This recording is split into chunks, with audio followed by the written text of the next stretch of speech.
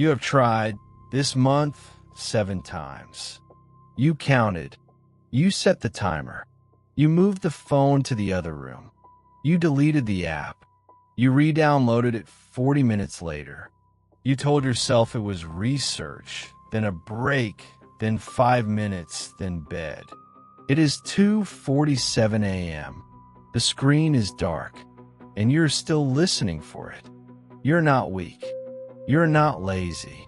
Willpower was never the right tool for the job. 8 of the most rigorous minds in behavioral science, neuroscience, and tech ethics have spent 50 years explaining exactly why your phone wins. 60 seconds for each of them. By the 8th, you will see the machine. By the 9th, you will see how to stand outside of it. Stay to the end. B. F. Skinner, Harvard, 1957. He published a book called Schedules of Reinforcement. He had put a rat in a box with a lever. Press the lever, get a food pellet. The rat learned in minutes. Then Skinner changed the rule. The pellet now came on a random schedule. Sometimes the second press, sometimes the 9th, sometimes the 40th. He called it variable ratio reinforcement. The rat did not slow down. It pressed harder, faster, longer than any rat receiving a guaranteed reward. It pressed until it collapsed. Skinner had discovered the most addictive schedule of behavior known to science. He noted, in print, that this was the schedule used by slot machines. Decades later, every notification feed, every refresh, every pull-to update on your phone was built on the same schedule. You're not weak. You're pressing a lever. Robert Sapolsky spent 30 years in the Serengeti measuring the cortisol of wild baboons. His 1994 book, Why Zebras Don't Get Ulcers, translated the field for a general reader. Stress, he discovered, does not just punish you. It shapes the dopamine system. Anticipation, the wait, the maybe, the not yet, releases more dopamine than the reward itself. The reward is almost a disappointment. The lottery ticket between scratching and the result is the most chemically alive moment of the whole exchange. Sapolsky called this the magic of maybe. Your phone runs on it. The half second between pulling to refresh and the feed loading is engineered to be longer than it needs to be, because that micro gap is where the dopamine actually fires. You are not addicted to the content. You are addicted to the pause before the content. The answer never quite arrives. Anna Lembke runs the addiction clinic at Stanford School of Medicine. Her 2021 book, Dopamine Nation, reframed the entire field for general readers. The brain, she explains, balances pleasure and pain on the same neurological seesaw. When you spike dopamine of a video, like a hit, the brain's first reflex is to protect itself. It tilts the seesaw the other way.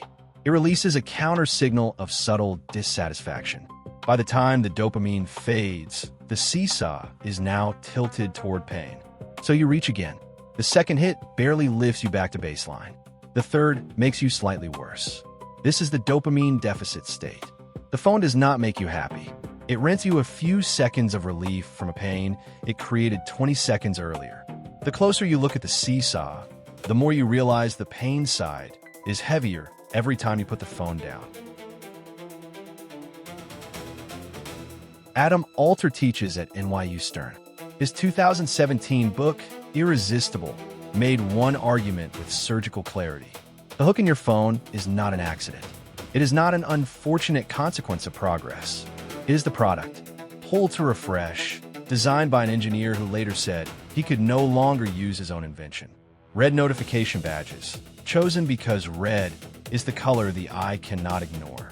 Infinite scroll, built by another engineer who later joined the campaign to ban it. Streaks, ladders, like counts, push notifications timed by machine learning to your most distracted moments. Behavioral addiction, Alter wrote, is the design feature, not the design bug.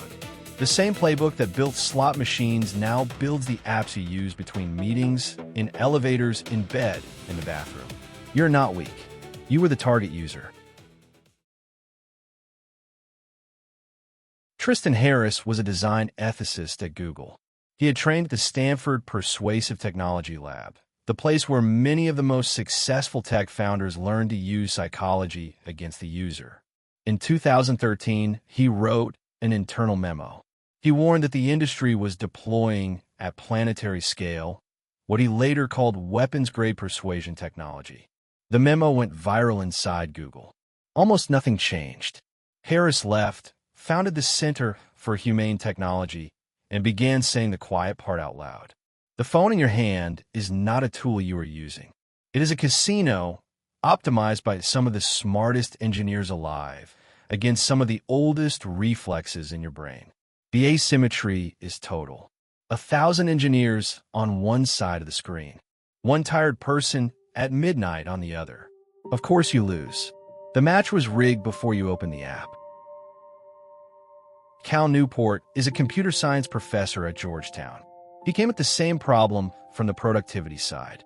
Deep Work, his 2016 book, made a structural claim. The economic value of human attention was rising. Most knowledge work now requires uninterrupted concentration of a kind almost no one practices. And exactly at the moment our work demanded more focus, our tools were stripping it. Newport's term in digital minimalism was attention residue. Every time you check the phone, a layer of mental film stays behind. You return to the task, but only 70% of you returns. The rest is still in the feed, half watching for a notification that may or may not come. He observed, almost coldly, that you do not have an attention problem. You have an environment problem. The phone is the room your focus has been living in. Johann spent 3 years interviewing more than 200 experts for his 2022 book Stolen Focus. His central finding was uncomfortable for the self-help genre. The collapse of human attention is not, primarily, a personal failing. It is a structural condition. 12 forces, he counted, are dismantling our concentration in parallel. Sleep loss, processed food, chronic stress, surveillance économique, broken education, the attention-mining business model of the largest companies on Earth. Treating this as a discipline problem, Hari argued, is like treating obesity as a willpower problem in a country flooded with sugar. You can win on a single day. You will lose across a decade. The towers you build with your morning are dissolved by an evening tide that no individual, however motivated, can outlast. We did not lose our focus. Our focus is being taken from us deliberately. Andrew Huberman runs a neurobiology lab at Stanford School of Medicine. His Huberman Lab podcast brought one mechanism into public view. Dopamine has a baseline. Every spike is borrowed against that baseline, and the brain pays the loan back with a dip below it. Chronic overstimulation, Huberman argues, lowers the baseline itself until ordinary life feels gray and only the next hit feels like color. The protocol he describes is unglamorous. Direct sunlight in your eyes within the first hour after waking, 10 to 30 minutes, sets the dopaminergic clock for the day.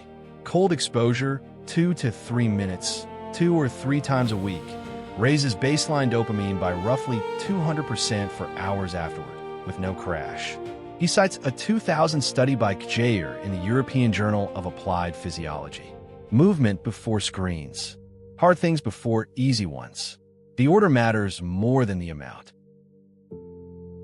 8 thinkers. 1 machine. Skinner gave us the schedule.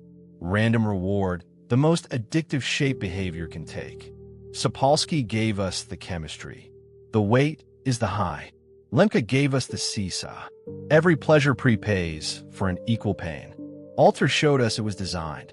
Harris showed us it was deployed at scale by people who knew. Newport reminded us our work cannot survive it.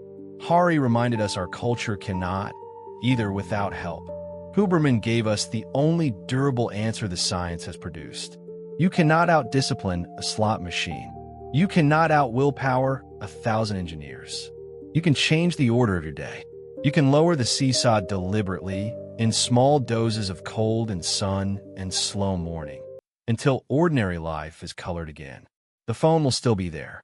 It will simply, finally, not be the brightest thing